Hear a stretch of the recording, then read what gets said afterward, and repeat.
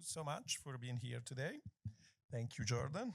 I think we both have a bit of a cold, so forgive our voices. As I say, I typically avoid introductions because the best introduction is upstairs, and I hope many of you have seen the show, and maybe we'll go back and see it after this conversation, and I think we'll just dive right in. And I thought maybe we could start, in a sense, from the end, or the show itself actually starts from the most recent body of work, which you presented in an exhibition at Casey Kaplan called The Practice of Freedom. And maybe we want to start from there. I wouldn't start right away from freedom, but maybe you want to tell us a little bit about these recent works. Yeah, so hi everyone. Thanks for spending your Saturday with us. It's beautiful-ish in the sun sense. Sorry, Massimiliano, she's always telling me it's beautiful when the sun is out, even if it's cold. So I'm trying to embrace that today. It's beautiful out, even though it's cold. So I'm really glad to be here and that all of you are taking part in this conversation with us. But the exhibition, as Massimiliano said, begins when the elevators open. That is the moment that you get to engage with the paintings for the first time, and you're encountering some of my subjects and my sitters and my students, actually.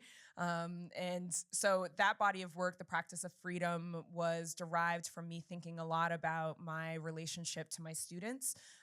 When I was teaching formally, for like literally in a few years ago, like some time ago. I was a teacher before I became an artist and then went back to teaching. But when I was applying to graduate school, I was applying to graduate school with paintings of my students. So it felt kind of cyclical to come back at this phase of my career as a professor at Rutgers University-Newark to highlight the lives of these young people, my peers really, who are really trying to find their own way in the world, that they are artists themselves and want to manifest lives in institutional spaces where their art is cared for within the walls, and then what is it to put them actually on the walls too. And they are typically at the end of their term, or the how I chose the students based off of a few factors. One, I knew that if I said I'm painting students and just like opened it all up, not everyone would show up. So I made it almost like applying for a job, sort of. I set them up in the sense that I created a Google form and was like, I'm gonna make this project happen. If you guys can get back to me within a week, this is kind of like a time frame that I need you to give me dates that you're available, what you're thinking about where you'd want to be, and where you live, whatever kind of information you think I need to have. And then from there, I was able to narrow down who the students were going to be portrayed quite quickly. But I was specifically trying to think about those who were continuing on their education, whether they were graduating or going into graduate school or whatever their next phase. I wanted to kind of capture this transitional phase in their life, or students who had been with me for a significant period of time, so that I'd been with them for 2 or 3 years as a professor. And you asked them to choose where they wanted to be represented, or they had full reign, which has been super consistent for my practice. I assumed at that point that I'd be returning to interiors, in the sense that most of them might ask me to go to their homes and meet their families and want to involve their families in the sitting process and in the painting process.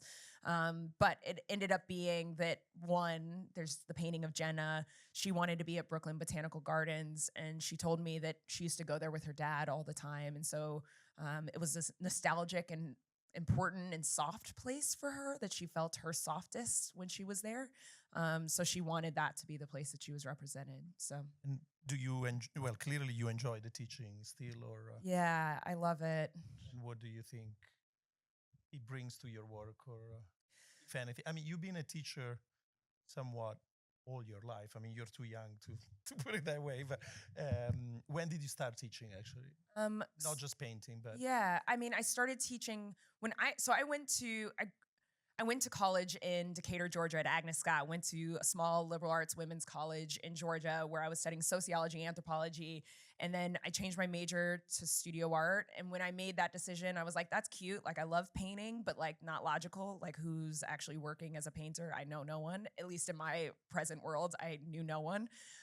So then I went back to my logical side and was like, you know, I've always spent my summers in educational programs with students, whether it was working at nonprofits for the arts or in the arts for youth in Denver. I was always engaged with children or younger people and thinking about education. So I applied for Teach for America and was placed back in Denver, which was crazy. I was placed in like the first high school where I met I think my first boyfriend. Like, it was crazy. Anyway, it was very weird to go back home in that capacity.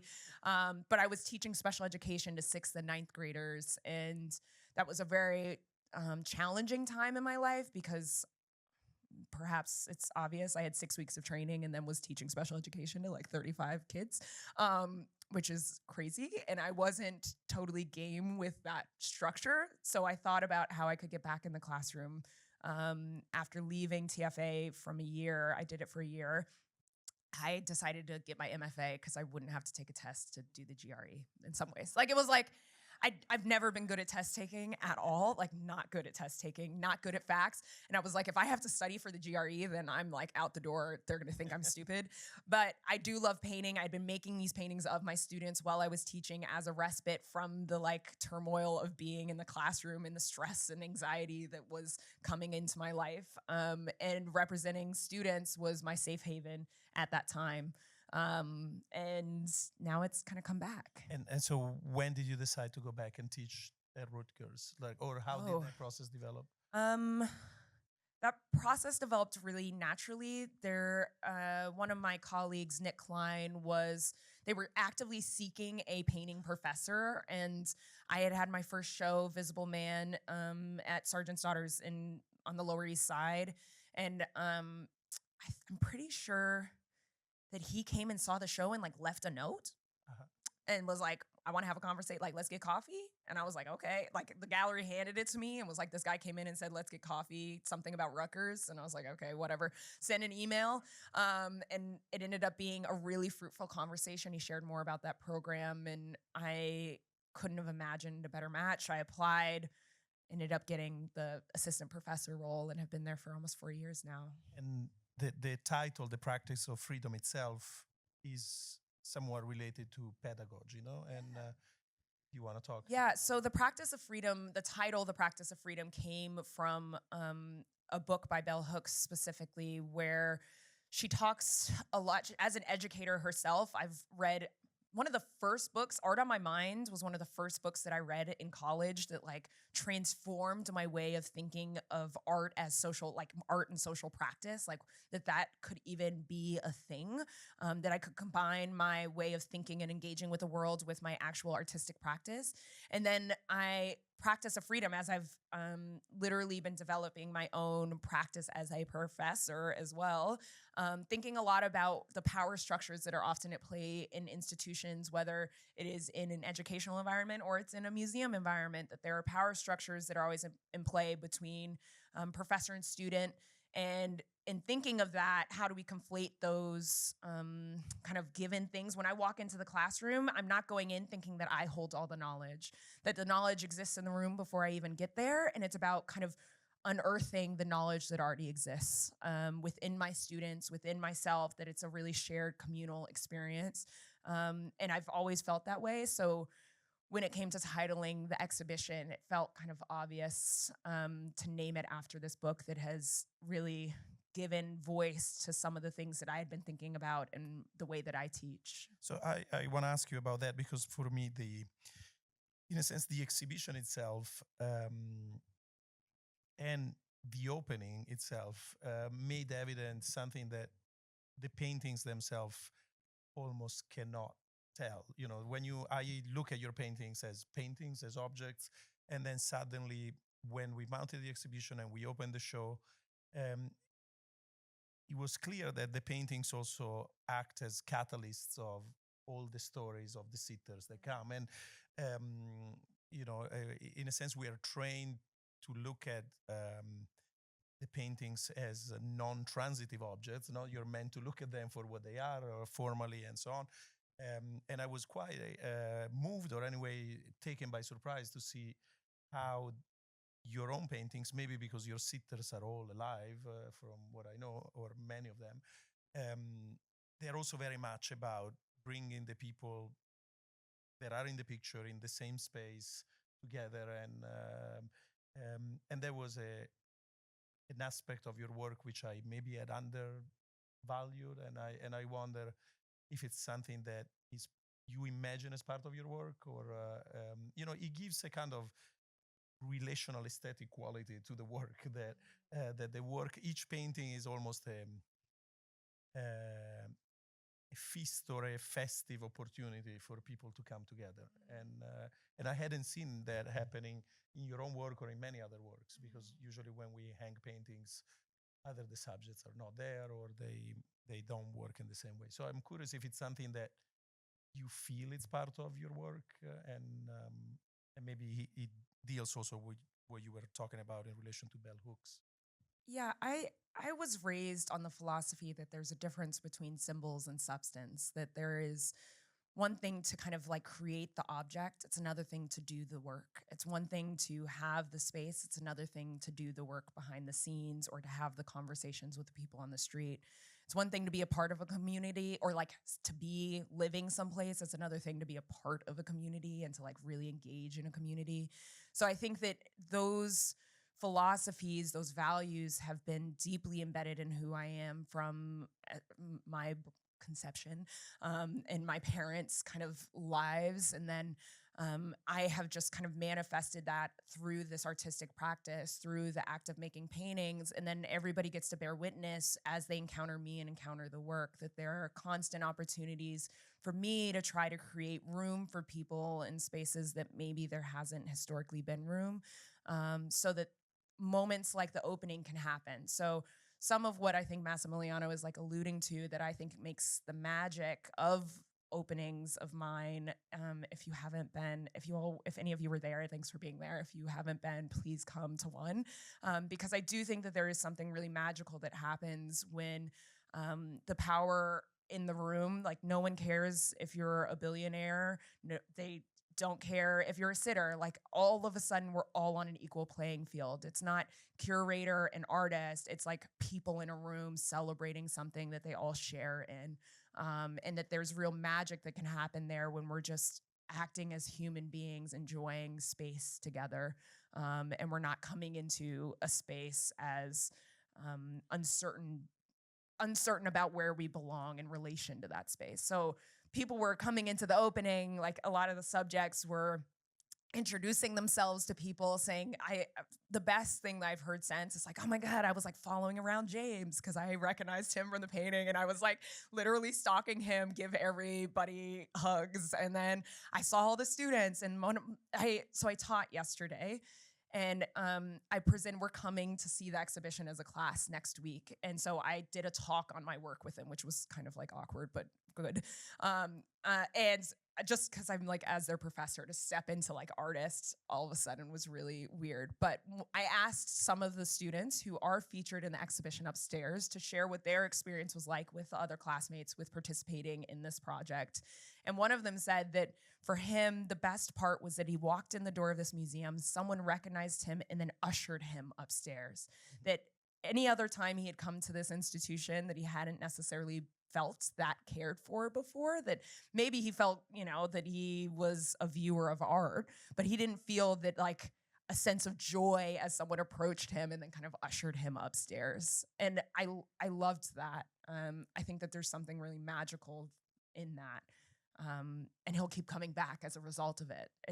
He also talked about what it meant to have in an opening space so many people of color. Like he described that it felt like we were still outnumbered, but he felt like he belonged more by seeing himself on the wall. It was a moment of like representation really does matter, because he entered the space and was like, this dude got my back, that dude got my back, this guy, like if anybody follows me, I know there's someone who understands me in this space. Like I feel protected by representations of myself in this space and my physical body on the wall, that like I am of value and people are gonna value me as such. I don't know if it's jumping in a different direction, but how would you say you choose your own sitters? Is there a stringent logic, or it varies from series to series? I think And I mean, you mentioned also the fact of the sitters being of color. That has also somehow expanded, or not, recently with this series also. Well, they're all still of color in literal and physical sense. But choosing the sitters, there have been different points where my intention at like what I was looking for has shifted. So in the earliest phases of like Visible Man and Brothers, I was very much seeking out Black men. That was the intention and the scope of the work. I was very focused on trying to portray humanity as it relates to Black male bodies. As the practices developed, and my relationship specifically as a Black woman to their bodies and representing that. But as the practices developed, when it comes to finding someone, like, again, it comes down to something that we all feel when we're on the subway and you know that the person sitting next to you is like, I don't know, maybe they offer you a Band-Aid because you got blisters on your feet. Like they acknowledge your humanity in a way that allows you to enter that space in a different way than when we're putting on our headphones and trying to like not be touched. That there are moments where people just let you in. And I try to acknowledge those moments where I make eye contact with somebody, particularly when I was working in Harlem, photographing people on the street. I was identifying people through subtle gestures and acknowledgement of what that gesture felt like to me. So if somebody looked at me and like there's a slight smirk or a glance that allows me to enter, then I just like would follow that instinct. So instincts were a huge part of those kind of decision-making processes. I don't know. Sound smart. I don't know. Don't ask me. And then if like at Yale, when I was doing the nudes, I just sent an email to all the Black men at the Yale School of Drama because somebody told me that they get naked on stage and that would be a great. So like there was a logic to that. And I had an idea and I needed to execute that idea, and how to find the subjects who would be best suited to execute that idea was at the School of Drama. It just like kind of happened that way. Well, let's talk a little bit more about that series, which in a sense is the one that revealed your talent to lots of people within the art world and beyond. And it was shown in 2014, I believe.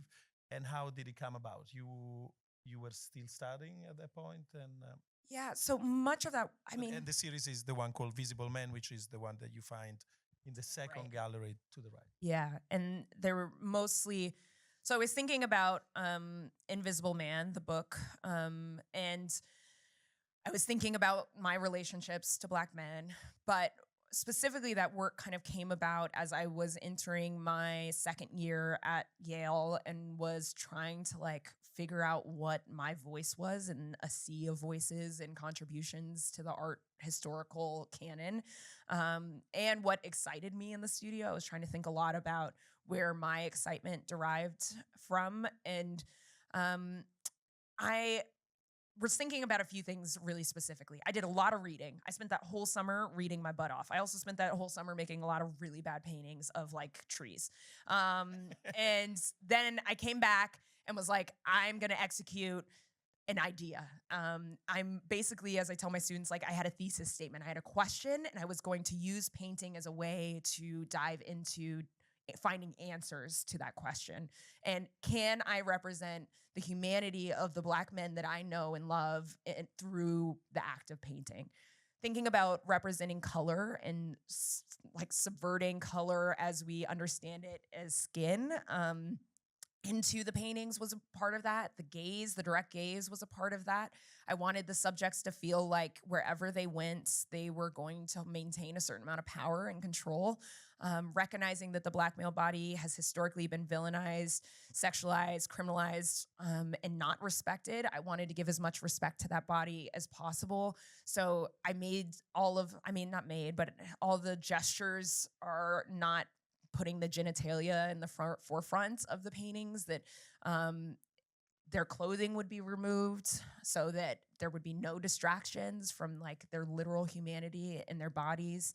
And the scale was going to be big enough that people had to like make room for them. Like I really love the idea that somebody would like buy this painting and have to like move things around to like hang them on their wall. Like I really loved that. Like subtly, there are always layers in the work where I'm trying to practice what I preach and engage others in doing so themselves and creating room for other people. And the physical act of the scale was like a part of that. But the moment that it all kind of came together was my second year, my thesis show. I exhibited I think in my thesis show, Elijah might have been in that. I think Jonathan was also in my thesis exhibition. And then when I showed it here in New York, I made a few new ones as well. And was there any work at that moment that served as a model for that series for you, or artists, that gave you, let's say, license to do what you were doing? Every Black artist that's ever made anything ever gave me license. Thank goodness for them. That was part of it, right? Like there were everybody who's come before me that gave me license to make whatever I wanted.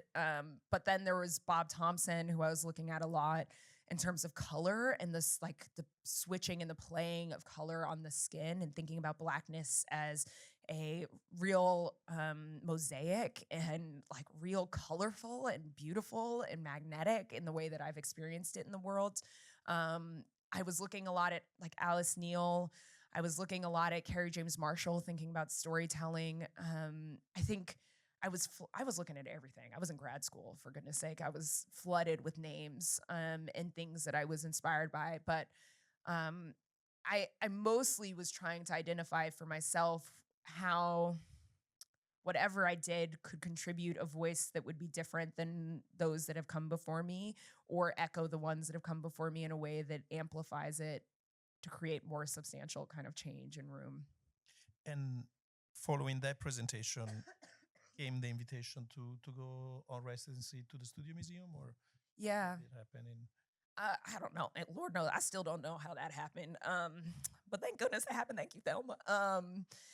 So like the day that I found out that I got in as a resident, I probably shouldn't repeat the words, but I basically was so shocked that I was like standing in the middle of the street in Lower Manhattan, because I had a studio at Governor's Island through LMCC, and I was commuting by the ferry. I was doing like the most, but when you get free space, you get there. Like I had free space and I was gonna get there. And I was on my way there, and I missed a call while I was on the subway from Thelma, and I had a voicemail, and it was like, "Hi, this is Thelma Golden from the Studio Museum in Harlem. If you could give me a call back as soon as possible, that would be great." Click. And I was like, "What? Like what? There's not what? Like this is a butt dial." But I think that so I don't know how that happened, but I do know that in that moment, I recognized and still recognize that it was one of the most transformative experiences in my career as an artist, being I felt the most safe at the Studio Museum that I've possibly felt yet, besides at Casey Kaplan with Veronica Levitt. The safety bit of it was really, I felt protected. They gave me a firewall to make work and to be in the world without fear. And there's so much fear as an artist. We feel so much fear about when we can exercise our voices, what work we can make, whether or not whatever opportunity we've gotten is going to be the last one or not. And I knew that being at Studio Museum, I had an opportunity to just like make amongst legends, and run into Thelma in the elevator and cry. Like it was transformative emotionally. I think it also transformed the practice, because it turned my gaze from interiors to exteriors. I moved to Harlem then, similar to getting into Yale. Like when you get into Yale, somebody told me when I got in, you go, like, I don't know, you go and you figure it out. Getting into Studio Museum, I was like, this is a year of my life that I want to dedicate fully all of me to. So I want to move to Harlem to be a full participant in what it means to be a resident of Harlem and in Harlem. And I learned very quickly walking around in Harlem that like the energy of the street reminds me a lot of like my energy at home or the energy I felt at home. Like there was a familiarity, and I felt that there are days that I can walk down 125th Street and like flip my non-existent hair and love myself. And then there are days that I need to go to 124th because I need a little bit more quiet time. But all those spaces exist for me in Harlem. And I recognize that people use the street to promote or to exercise their own sense of self and belonging and being, whether it was working as a street vendor or just like, I don't know, screaming from a microphone about how they feel about religion. Like all those things exist in Harlem. And I decided to try to introduce myself to people that, again, my mother taught me very early on that when you enter an institution, you go behind the curtain first. Like the people who often are the lifeblood of those institutions are the people that are like keeping things clean and like keeping you fed and exist there every day. So when in Harlem, I wanted to recognize the people I was seeing every day. And there were people that I was seeing every day, but not necessarily acknowledging. And this practice really opened me up to acknowledge those people, to honor those people, and to create space for them forever. And that's been more magical and more beautiful than I could have ever imagined, because those relationships manifested into familial ones like very quickly. So since you mentioned Thelma, we'll talk at length about Harlem and your experience there, but you have often acknowledged that Thelma's exhibition Black Male, which was, I think, straddled 93, 94 at the Whitney Museum, was very important for you. I mean, the book more than the exhibition itself, because you might have been 5 when it opened. Or anyway, so do you want to tell us a little bit the impact that that book had on you, and even if you remember when and how you encountered it, and what you most remember of the whole impact that the book had? I think mostly that book served as a part of the research material as I was preparing that summer of like reading to prepare my language and to like build my armor as I was getting ready to make these paintings that I knew would have a lot at stake in making them. And Black Male was one of the first books that I encountered in the kind of cataloging of that exhibition that was centered around that the same body and person that I was thinking about. So it gave me permission to continue forward. I think it was an anchor in many ways to build from, but it was one of many books at that time that I feel I was looking at and engaging with. Yeah. And anything that, again, remained particularly important to you in... That Thelma just the fact that she curated it as a young woman at the Whitney. I think in general, that was the kind of most transformative part for me.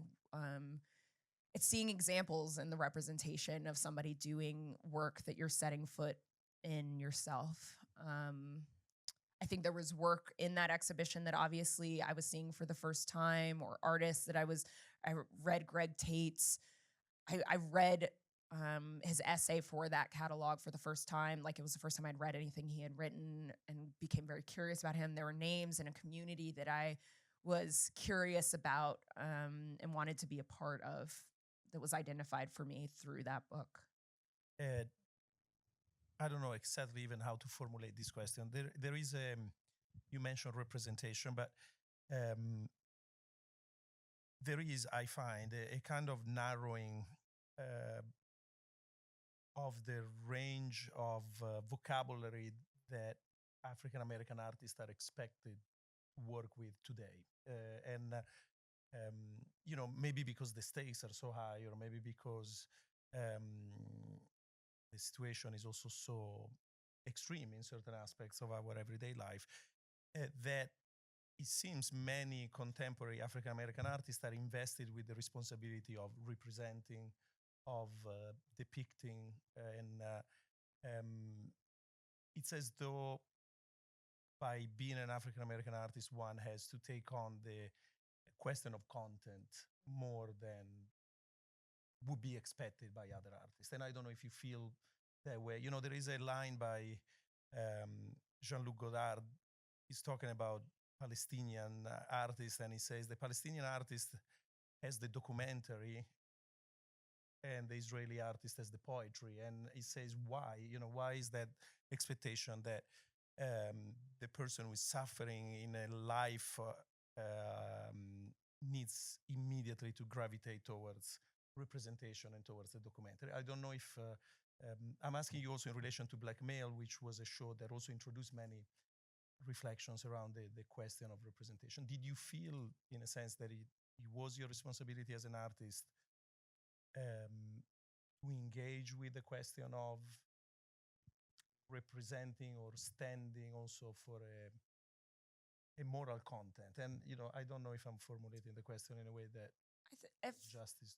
I mean, I think if I understand the question, for me, mostly I haven't felt the responsibility has been placed on me not by myself but by others. Yeah. The language has been placed on me not by myself but by others, and I'm constantly fighting the language that other people want to place on me and on the work, as opposed to actually listening to the words that are coming out of my mouth. I just heard that. What? Can you listen to the words coming out of my mouth? Sorry, I just heard that in my head.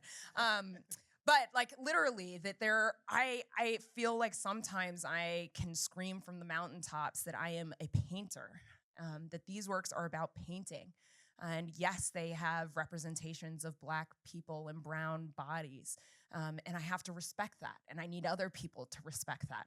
And that is going to be inherent in the work. And I am not going to ever deny that. And I am going to be as articulate as possible in communicating the value that I want other people to have in relation to those bodies. And knowing that they are living human beings, that they are people, a part of my life, they are my family, and that it's my image, and these are my images in general, that I am the best knowledge broker as it relates to my work potentially, but there's real opportunity to share and engage in conversations with others around what they see.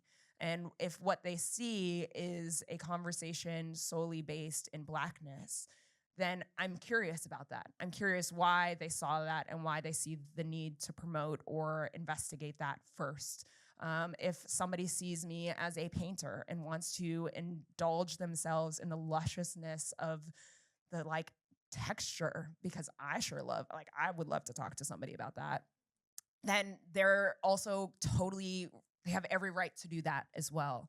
I think what is most challenging is language matters and language follows artists, whether we're using the way that we self-describe. We're of a time where my ability to claim myself for myself is really important, and everybody in this room as well, to be seen as who you are and who you want to be seen as is really important. But I've found it sort of challenging at times to move, the further I'm moving through the art world, to maintain a sense of integrity and a sense, well, no, it's not actually hard to maintain a sense of integrity. I feel like I have those values really solidly placed behind me, but it's hard because I'm constantly hitting roadblocks of what has been done before and then what it is that I'm trying to do now, and recognizing that there's room for change and there has to be room for change, and a valuing of how I want to be seen and how I want language to function in relation to my work. So yes, I'm a Black woman artist. I will not deny that. I wear it on my chest sometimes because I need the world to know. And sometimes it's just, it's obvious. It's not even sometimes, it's always gonna be obvious because I can't deny that. It was frustrating at times, like in grad school, there would be conversations like, why aren't you painting white people? Or why aren't you painting women? And I'd be like, why aren't we asking Joe, who's been painting self-portraits of himself forever, like why he's not painting Black people? Like what? Like those questions feel like, it's just the way that people approach it as Jordan is a Black artist of a time in a moment painting Black people feels very narrow. Yeah. And that's often the most disappointing to me, is that people aren't really taking the time to investigate the work in relationship to other painters and being of a time where we're painting and mark making matters. Like, period. You know, my mark is as important as everybody in this room's mark. Yeah. Well, now, unfortunately, we go back and talk about Harlem, but let's talk about it not necessarily as a specific. I mean, I'm curious, as an artist, young artist, you go not only to New York, but also you go to Harlem, which obviously comes with a tradition and a history, and you do portraits there, which immediately also reactivate a whole history of portraiture within, very present within those streets. And you mentioned earlier also your formation in the field of sociology and anthropology, which to me seems quite revealing when I think of what you started doing when you came to New York, which was approaching strangers or a kind of field work, where you approach people, you portray them first with photographs and then with paintings. Do you want to talk a little more how that process developed, and was that a conscious decision once you started with the Studio Museum that you wanted to depict people in the streets of Harlem, or it became gradual? I think it was pretty conscious or pretty obvious quite quickly that was the direction that the work needed to go. The residency, or at least the building, it's kind of being redone right now. So in the old state, I was on the 4th floor. We had this little perch that overlooked a courtyard across the street. So I literally had a view of 125th Street at all hours of the day. And I found myself just like looking out that window all the time. And I would be drawn to the conversations that people would be having, or the energy that people had, or whatever things they were carrying with them. And I had a conversation with Amanda Hunt pretty early on in the residency where I was like, is it weird if I just like go outside and paint people on the street? Like, it feels too obvious. I think I literally said to her, it feels too obvious. And she was like, usually those things that feel the most obvious are because you need to see it yourself. Like, you need to just go investigate it. And there is a long history of street photography in Harlem. Like, Dawood Bey is somebody who wrote for the exhibition catalog, whose work I had been looking at and admiring for many years. That I had to kind of wrap my head around what it would mean to go out and photograph and then make paintings. Kende Wiley was somebody who I was very keenly aware of, especially going into that residency, who was casting people on the street in Harlem to get his start of his career as well. And thinking about, like, is it casting, or is it like finding? Or is it like just relationship building? What does it mean for me to go out and introduce myself to people? And so I had the decision very early, like, I'm gonna make paintings of people that I'm encountering every day. And there were a few people in mind that I just had seen frequently enough that I knew that I wanted to find them. And I just went up and said hi. Like, it was like, once I got over the hump of like, oh my God, what's it? Like all the self-talk of like what the return of something. We do this all the time. I was envisioning this conversation before I had the conversation. Like, I was envisioning all the conversations with sitters and what it might be like before I actually went up and said hello. But when I went up and said hello, the disarming part came from the other end. You know, it was just like, yeah, hi. What are you doing? You're like, oh, you're a painter? That's cool. Like, show me some of your stuff. Okay, cool. Let me pull up my Instagram or something. You know, like, then I pull stuff up and ask if I can take a picture. And it's easy. It has always been easier than I anticipate. Did anybody ever refuse to, or? I've never had anybody say no, but Stanley, who is upstairs, was the only person who was mad skeptical, and I never found him again. He was sitting in front of a barbershop waiting to get his hair cut, and I had asked him if I could take his portrait, and he was like, can you wait till after I get my hair cut? And I was like, I'm a painter. I'm gonna line you up. I got you. Like, I can do whatever I want with paint. Like, I'm not gonna, this photo isn't the thing that matters. It's a painting. So I like kind of convinced him with that. Like, I was like, no. Like, I'm gonna make it real line, like a real tight up line in the painting. And he was like, oh, okay, skep. And then he like looked real skeptical. And that's what he looks like upstairs. Like, he's kind of like, like, I feel like I just got. And he kind of did, because I don't know how well I did his lineup. And I never found him again. Like, he gave me his email address, and I reached out, and I never saw him again, or like I never heard back from him.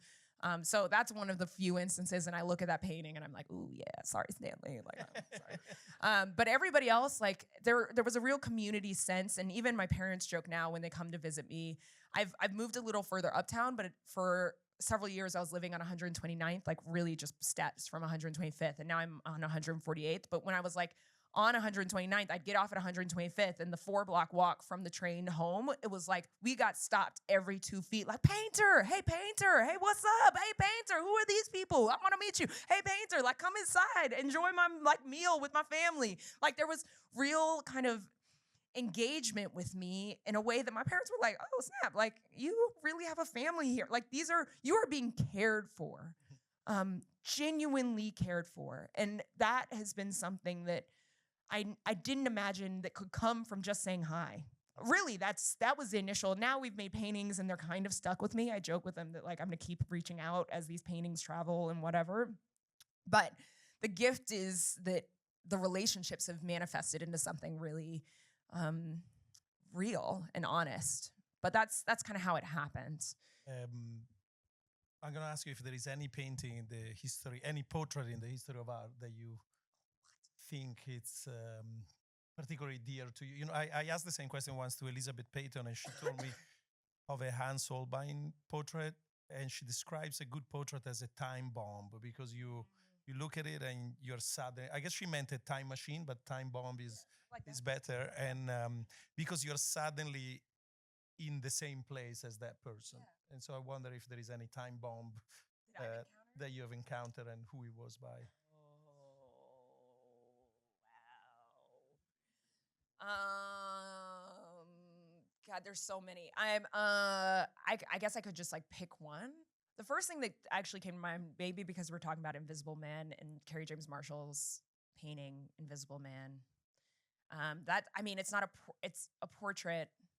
It represents a figure, but it's something that is visually like ingrained in my mind. I feel like it captures something that I could never articulate growing up, but he visually represents, like, I felt seen or acknowledged in that painting in a really particular way, that it captured not only my story, but I felt like a story of a people. Yeah, that's kind of the first one that pops up in my brain. And do you want to talk a little more about the practical process by which you make your painting? They start as photographs, as you have alluded to a few times, but how does that work? How many photos do you take of each sitter, and then how are they used for the painting itself? Yeah, I'm constantly making this up. No, just kidding. But feel like I'm making stuff up. My process is one in which I introduce myself, or identify the person, and then ask to take their photograph, and I'll take upwards to like 100 photographs sometimes. I'm just like clicking. My partner, David, who's actually a photographer, I have a greater sense of respect for what photography means now that I've been in partnership with a photographer. I am not a photographer, is what I've learned in that. I am not a photographer. I do not care about the photograph a whole lot. I really care about capturing a moment and bringing that reference material back into the studio so I can re-engage with a moment in time. My goal is to be present with somebody. Like and the camera just becomes a tool to help me capture what it means to be present with somebody and engage with somebody and represent them as I'm engaging with them. And it's not a direct translation of one photograph. Exactly. So like I'll take all those photographs, narrow it down to maybe 5 that I'm like, oh, that's a good one, that's a good one, that's a good one. And then from those 5, I will reposition items. I will move body gestures, kind of thing, like whether their leg is tucked in a certain way, or their hand is in a certain way, I might move things to best suit the painting. It very quickly becomes a painting, and it becomes about the painting. So from those like 5 photographs, I create a sketch on the canvas. And that sketch happens in one sitting where I'm maybe spending 3 hours, and I'm just like wiping and adding and wiping and adding until I build a composition that feels right. And then from there, as my best friend says, I make giant coloring books. I make outlines and then I fill them in. That's her. She's a sales person, so she knows she's a woman of her words and getting the point across in a way that I'm not always. So, but it's true. I build these. I kind of do the sketch that are the outlines, and a lot of those under kind of painting lines are really present upstairs and in the paintings. So the color the canvas gets covered in a whole color, that becomes an aura or a light, I feel like, for the painting, a guide for the palette. And then I kind of fill in chunks at a time. So I'll do the whole face in a 3-hour sitting, and I'm not going back into it after I finished it. So it's like, done, I'm done, then I'll move on to the next part. I'll complete the hands, done, move on to the next part. I'll do the jacket, come back. So it kind of builds in sections. And it's an attempt in my part to try to capture what happens when you have someone in life, like life painting, that I don't allow myself a whole lot of overthinking time. But I've seen at the studio, actually, you sort of lay out the colors as an abstract grid next to the painting, no? Yeah. I use these things called color aids, which are like really expensive paint chips that I had to buy for school. But now I put them to use in other things. And I basically create the palette in advance. Like I'm thinking through what the values of the face are gonna be, the values of, or like the color tones of the jacket. And I'm choosing these paint chips, putting them up on the wall, and that becomes a guide for the whole painting. Like I'm trying to think about what story I'm trying to tell through color long before I actually like make the painting. And you haven't felt since the Visible Man or the Brother series the need to also force, let's say, the tones of skins into a more abstract or radical direction? Yeah, I think that my radical, we all go through radical and then we tone back a little bit sometimes, or maybe we don't. I don't know. We say you're born an arsonist, Oh. you die a fireworker. Oh, okay. I haven't heard that. I'm gonna talk to your mother about that. Okay. Okay. Yeah. I guess that's there's probably some aspect of that. I think that also I just like exploring the breadth of color. That the literal part of I'm gonna paint a figure green and blue and purple and red, and like there's only so far you can go with that. And I reached a point where I had gone far enough with that and started thinking about really more expansive and subtle gestures that even in the newest work upstairs, like Jenna's kind of like pink. And if I'm trying to think through the room and picture there, like Emmanuel, he's pretty, but they're like yellow and green and pink in his face. Jahi has a lot of green in his skin tone. That I'm still thinking about color, and usually there's a lot of color play still at hand. It's just more nuanced now. So this is a brutally simplistic question. What do you think you're searching for in your paintings now, in this moment? That's a simple question. Well. What am I searching for? I think I think maybe the question is because of the fact that your paintings are figurative, a most immediate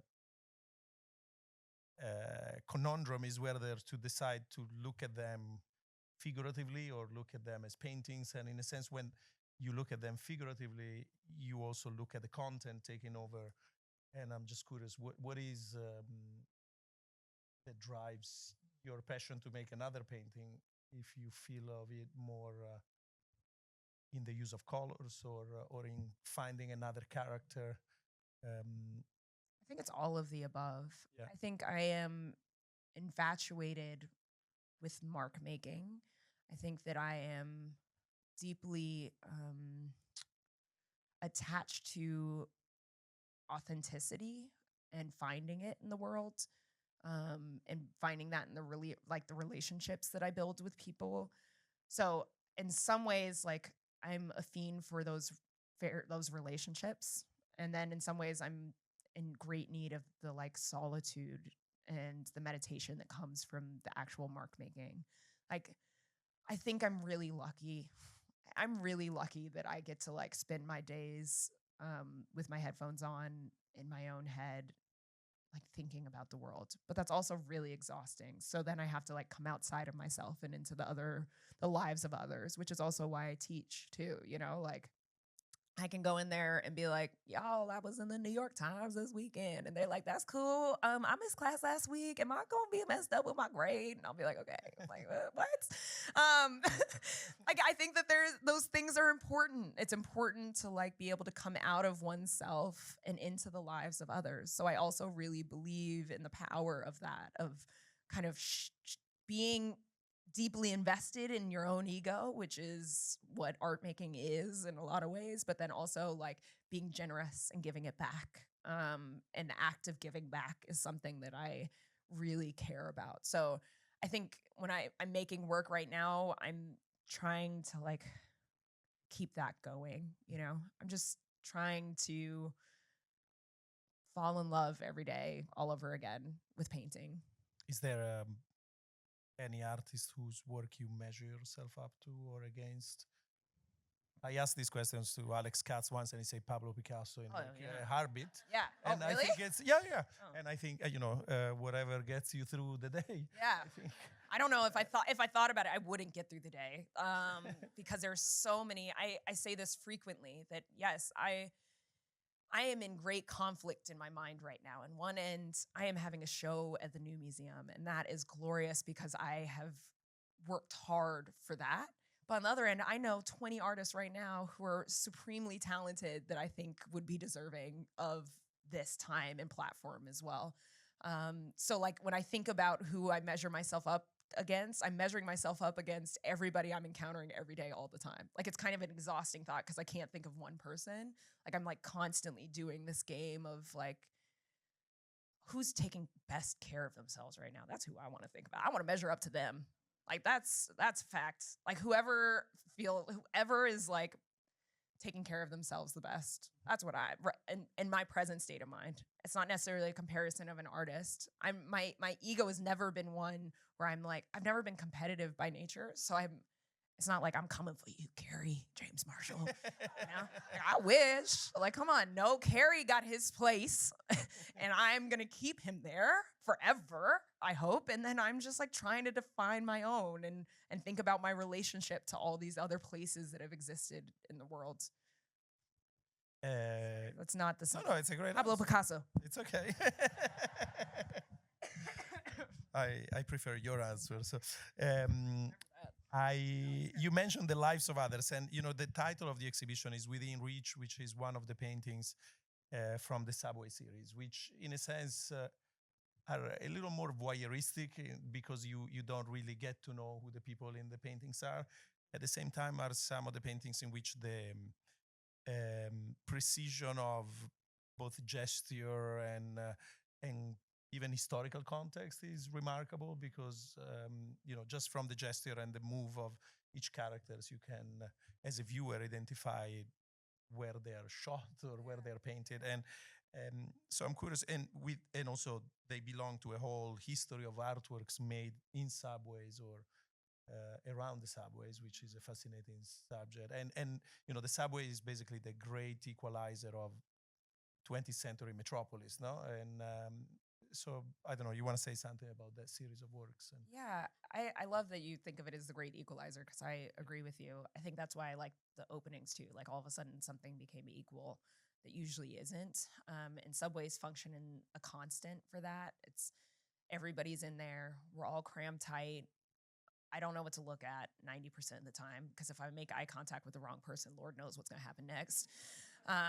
And you're kind of like twiddling your thumbs, or I'm playing so much. There's so much dots you can play, and there's always a point where you connect with something or someone, whether it's the way a mother is holding her child and you think of your own relationship to a cared person or someone you care about or cared for you.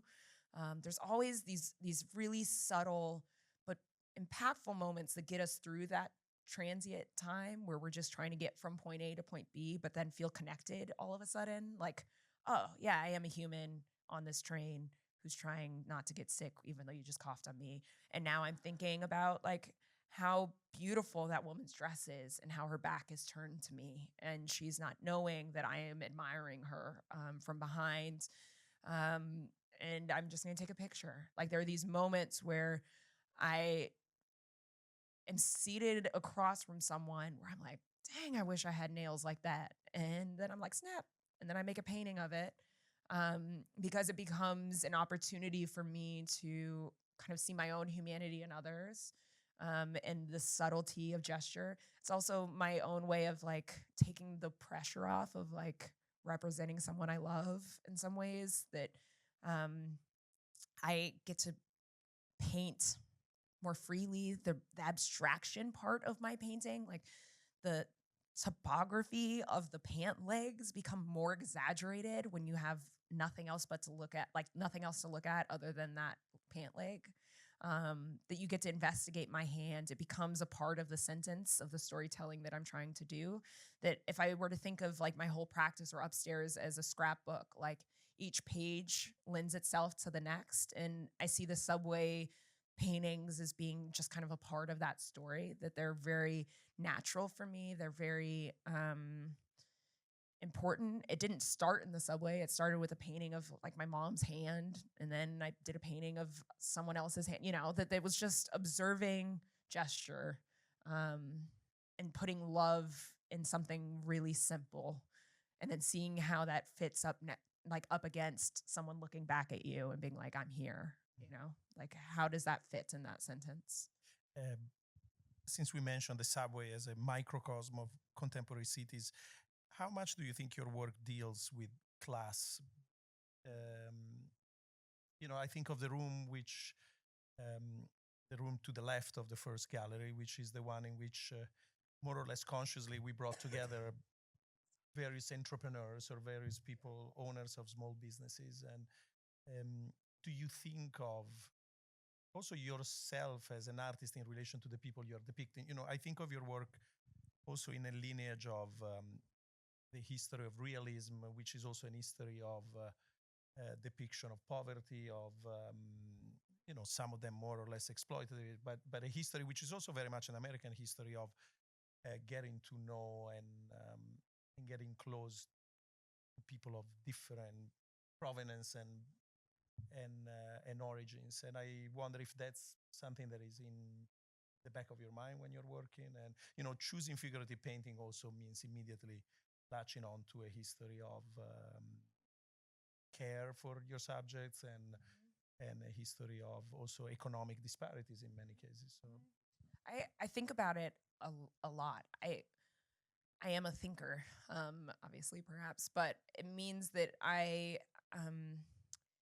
trying to think about what an entrepreneur in Harlem looks like, or what an entrepreneur on the Lower East Side looks like, and how equal they actually are, whether they're sitting in a coffee shop trying to like build out a website, to sell their goods online, or to like build a app, or that you're someone who's like really trying to be a fashion designer and using the street as like the concrete block that you're going to sell from, that you're going to have direct access to the consumer, and you're going to build relationships by face-to-face contact. And there's something very special and unique in that. What I really like about that room is it does highlight a lot of the entrepreneurs and the business owners who have encountered come into my life in various capacities. And it's just like looking up. It's looking intently. It's paying attention or observing your environment that you already occupy. That I go get massages once a month from Shirley. So like painting her felt natural, or like Binyam when that restaurant opened across the street.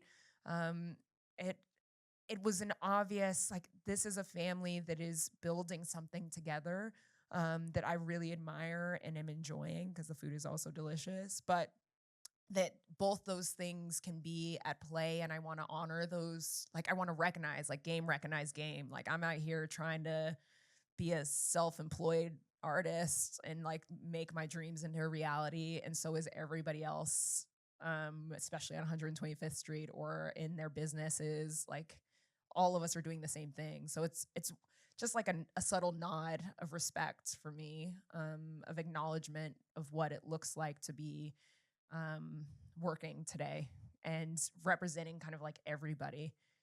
do you think, and this is maybe specific to Harlem, are you painting something that is disappearing, or Yeah, gentrification's real, and I also am a play in that. I'm from Colorado. I'm not from Harlem, and I'm living in Harlem. And I think that documenting all these people disappearing is something that's on the front of my mind, in that lives are present and then they sometimes are lost. Places are present and then they are gone. And I feel really lucky to be able to just kind of like document for history's sake the people who I've encountered and the places that I've fallen in love with, you know? I don't think that it is solely my responsibility per se. It is something that I'm taking on and cognizant of, sure. But that's not necessarily the intent in the work is based on humanity and representing the relationships that I'm building and the people along the way. Like, that's just what it is. Do you have you seen your paintings change when the sitter passed away, or when I always maybe it's my Italian upbringing. Leon Battista Alberti, the theoretician of perspective, he says that painting, like friendship, makes the absent present. And I always thought that painting is basically a technology of longing, and it's how we come to terms with losing people. Not the myth of the invention of painting is the Maid of Corinth that traces the silhouette of her lover before he leaves. So this goes back to the beginning about the opening. It was so interesting to see all these living people in the rooms.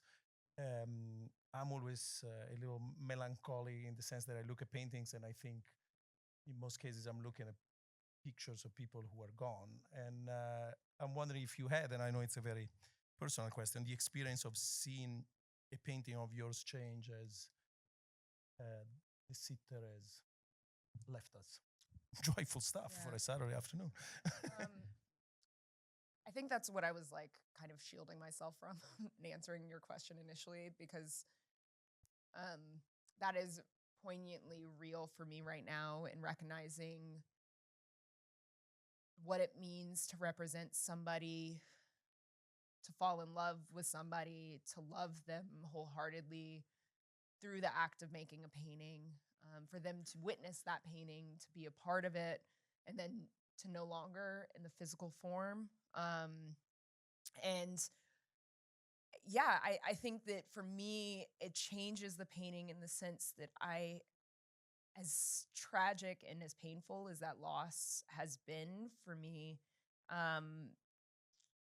that I know that she will live forever. That I feel that the gift was greater than I could have ever imagined in representing someone in life. It's very different to represent someone in death, and to know that they can live forever. So like at the opening, James came and Yvonne was not with him. And that was the first time I had seen James without Yvonne. Because they're a pair for life, as far as like they're like in eternity, they will always be a pair. And now they are also as a painting.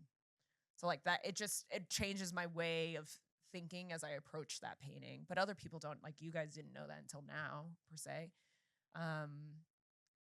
It just opens the door for that kind of curiosity and conversation, and for me to tell the story more often so that you can live.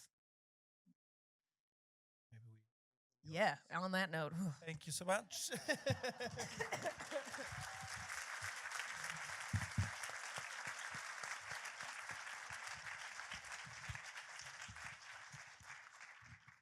So any questions? Maybe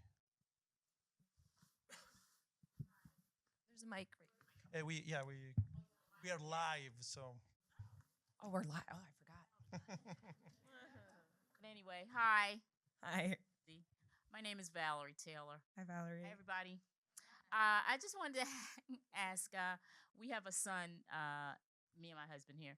Oh, hey. And he contributed, yeah. And we have a son. He's studying drawing and painting at Arts Institute in Chicago. Speaking of Kerry.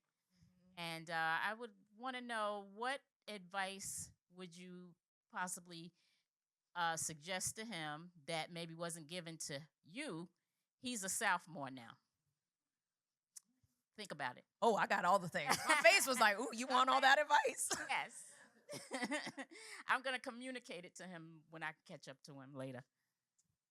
Well, hopefully he'll watch this too. So what is his name? His name is Harold Taylor. Okay, Harold. I'm talking to you.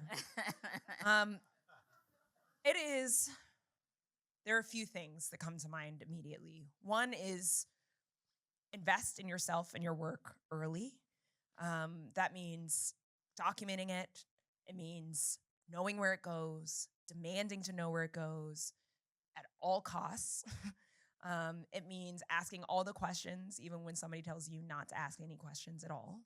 It means that nothing happens without the work. That's another thing that I think is one of those things that wasn't necessarily told to me, but I have learned that there's so much comparison to be done, but there's nothing that will happen without your own work and process. And even if you're doing it in isolation, it won't be in isolation forever. It might feel isolating, but even if you invite in your mother or your father to come see what you're doing, you have to believe in yourself first and then hold that integrity throughout your practice. There's so much. This is also why I teach. And with them, like, I have classes where I'm like, okay, this is how you write a resume. Like, learn to communicate your ideas and communicate them effectively with passion and compassion. Because people don't always want to listen, but you sometimes have to make them listen. And you can do that with real love and care.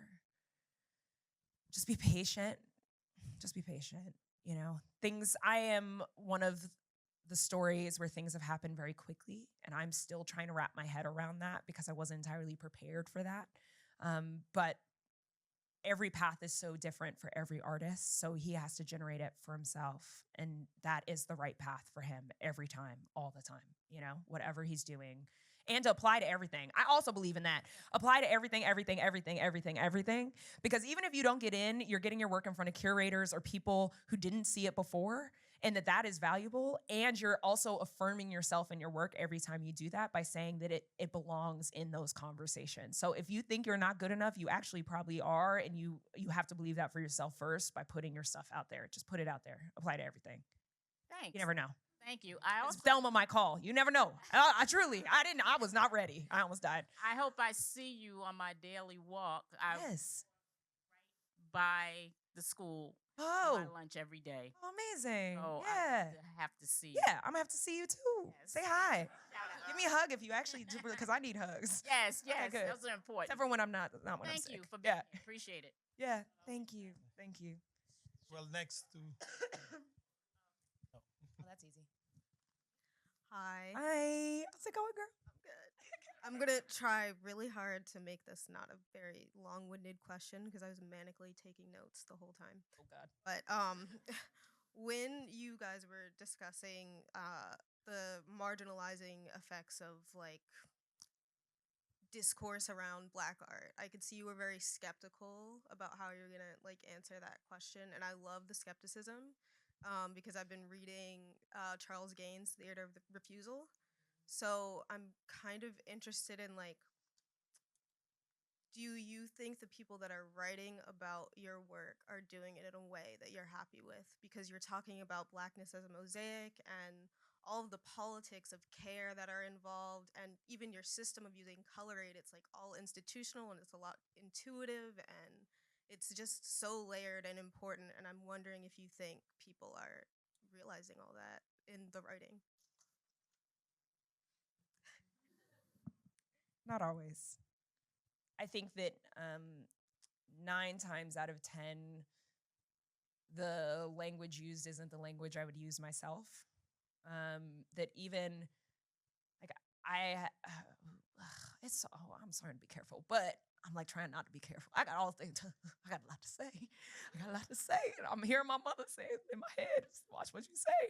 But for example, even like really magnificent things are happening in my life. And I inferred to this earlier that I'm trying to reconcile the hypervisibility and people's feeling connected to me or understanding of me through past writings the thing that why I care about language is it follows you.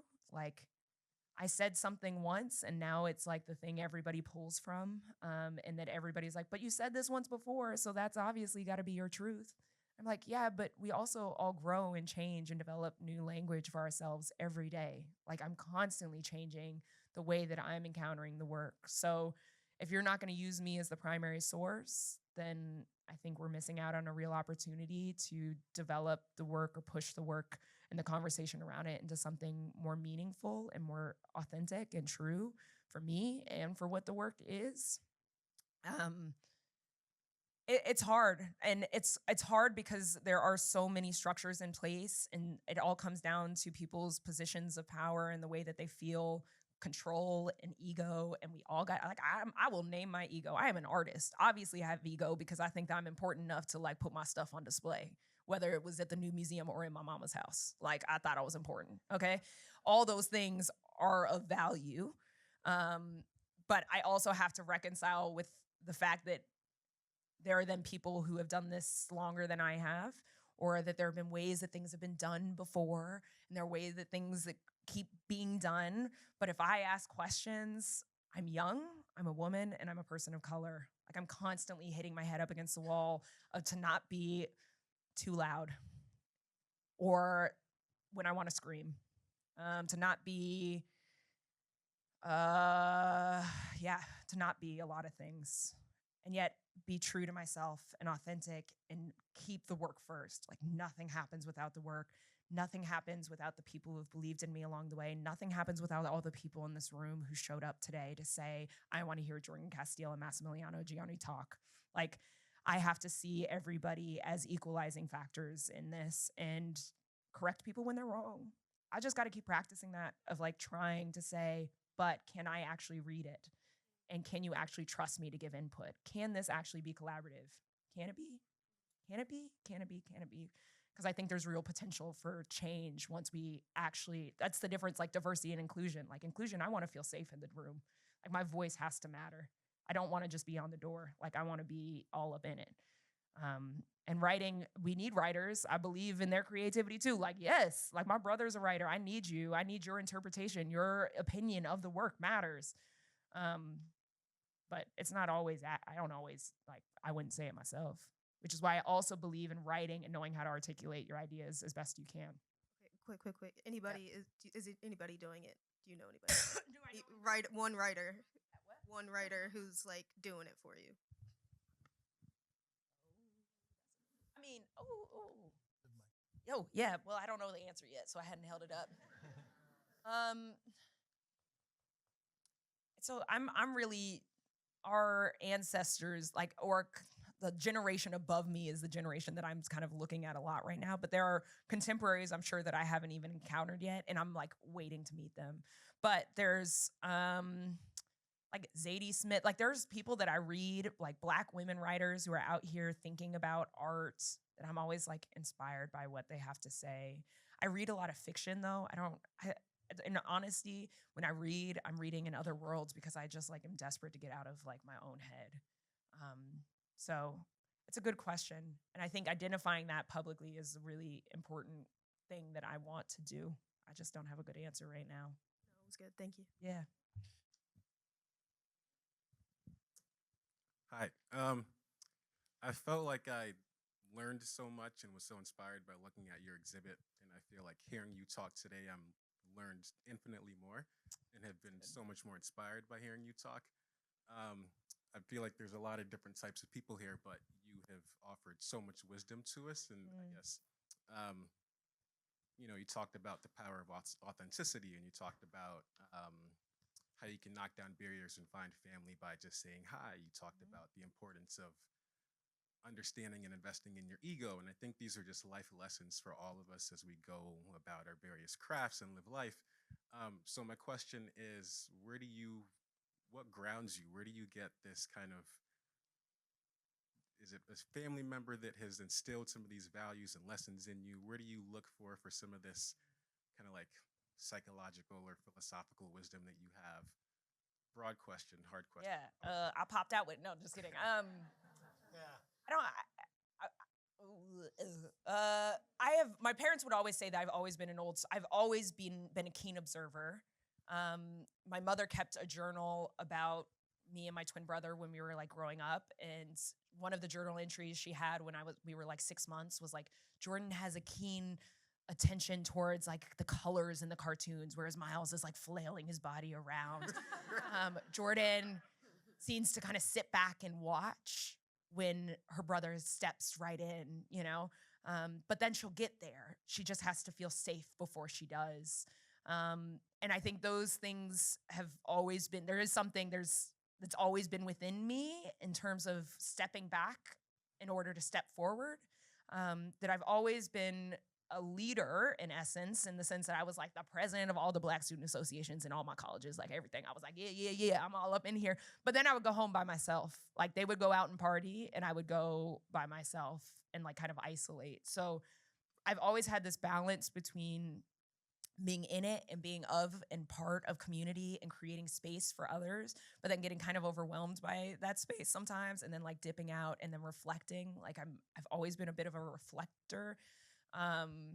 But my parents, there's no question, my family, it's everybody in this room. It's just being like open enough to receive information when it's in front of you.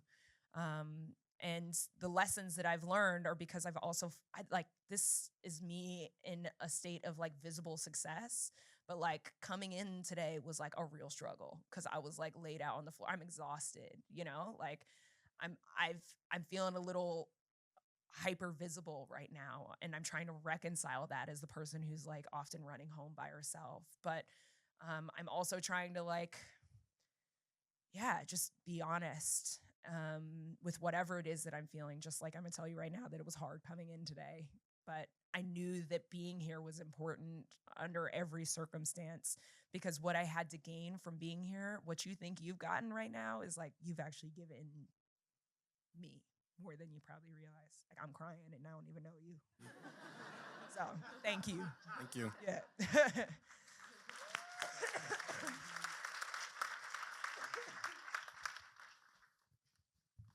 Oh yeah. Yep. I'm gonna take a sip. Hello. Hi. Where are you? I'm Oh, Jasmine. Go ahead, take that water. I'm a vocalist. I'm all about water.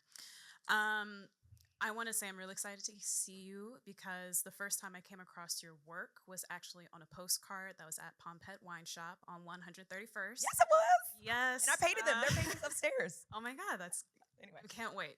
So, as a vocalist, I really do believe that words matter. And a lot of what you have said, I live through and I think about a lot as an artist. But as the musician in the room, I just want to, lighten the vibe a little bit. And I'm just curious, when you are in isolation and you're painting, what are you listening to? Ooh, I'm a disappoint you. Okay. Oh. Only because I'm definitely gonna disappoint you because you are the musician in the room, and all the musicians in my life come from my life frequently because I'm stuck in the 90s R&B era of my life. Okay, cool. Well, I will forever be singing some love song most of the time, like forever in a day, a love song. Like, what was I listening to coming in here? I put my headphones on before I came, like I was sitting in the back of a car, and I've never done that before in an Uber, like put my headphones on. But I did it because I was like, I need to focus. And what was I listening to? Like Tony or something. But I know I was. I don't know why I said I think. But then oftentimes when I'm painting though, I'm listening to podcasts, and almost always crime podcasts, which is also sort of disturbing. But I love, because I am an overthinker, if I can get invested in a story, or I listen to audiobooks, like I've been listening to Freshwater, and that's been a mind-blowing book. If you guys haven't, like, it's really kind of messed me up, but it's beautiful. So I listen to audiobooks, or I'm listening to like crime podcasts or 90s R&B. Yeah, that's basically right, David? Yeah. Facts. Other quiz.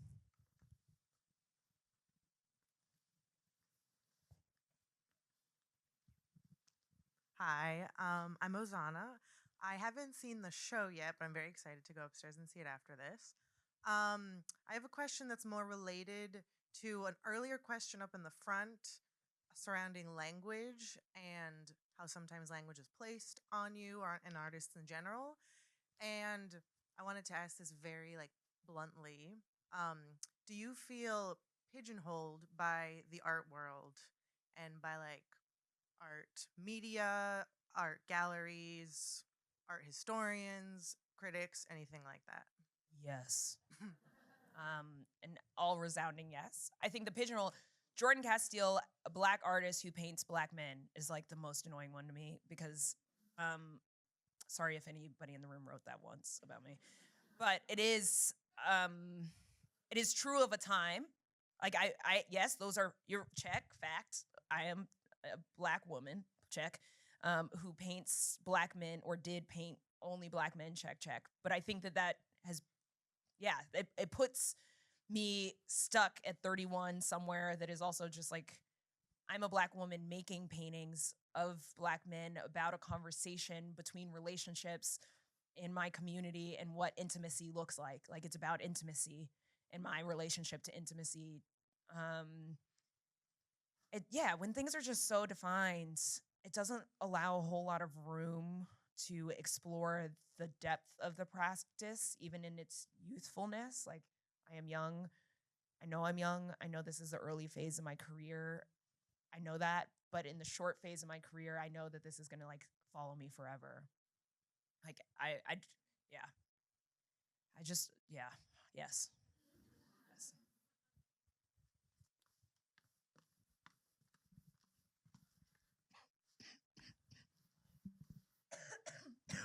Okay, hi. Hi. I'm Heather. Heather. I'm a lawyer, and your name. What's your number? No, just kidding. Vernon Jordan came. Oh, that's who I'm named after. I know. Oh, yeah. okay. Fun. I got excited. Sorry. Yes. Very exciting though. Came to speak at my law firm last Black History Month, and I was wondering if you'd thought about sort of depicting or rendering sort of him or family or yourself, in addition to sort of the people you're meeting these days. Yeah.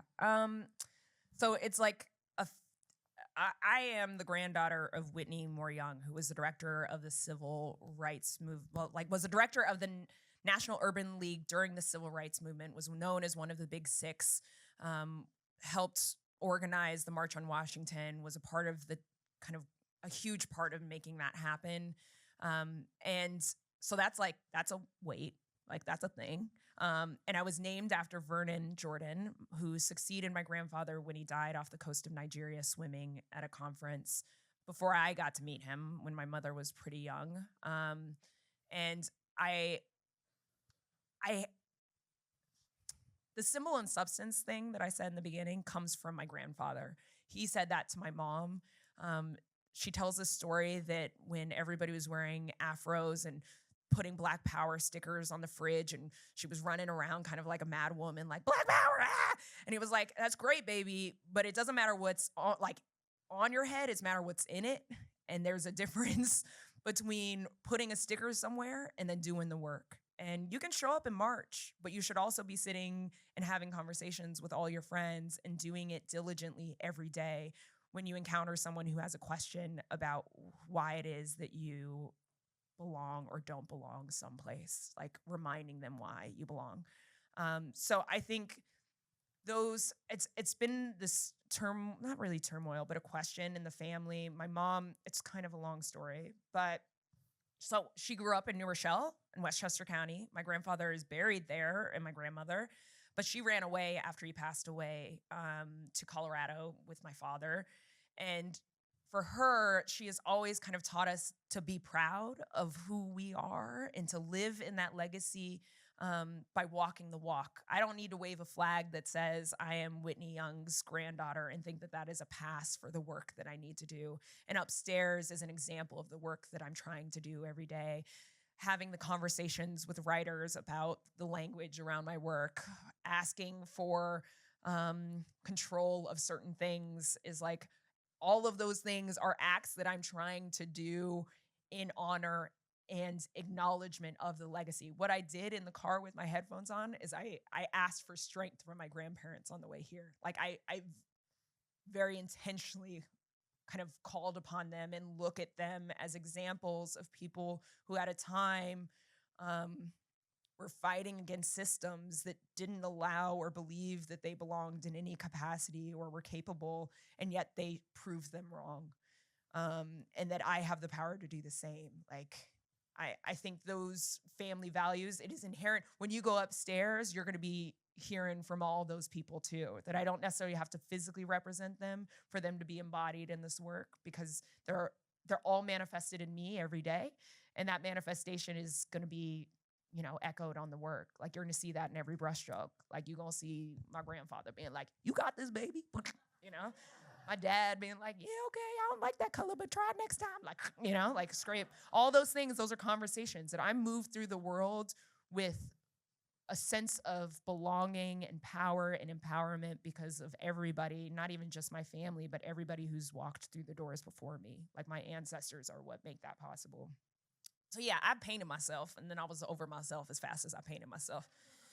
And then I realized that myself is in everything upstairs. Like, I didn't have to paint myself to be in the work. I didn't have to paint my grandfather for him to be telling his story too. I didn't have to paint my mother for her to be showing me the way, you know, that all of them are in it because it's a part of me.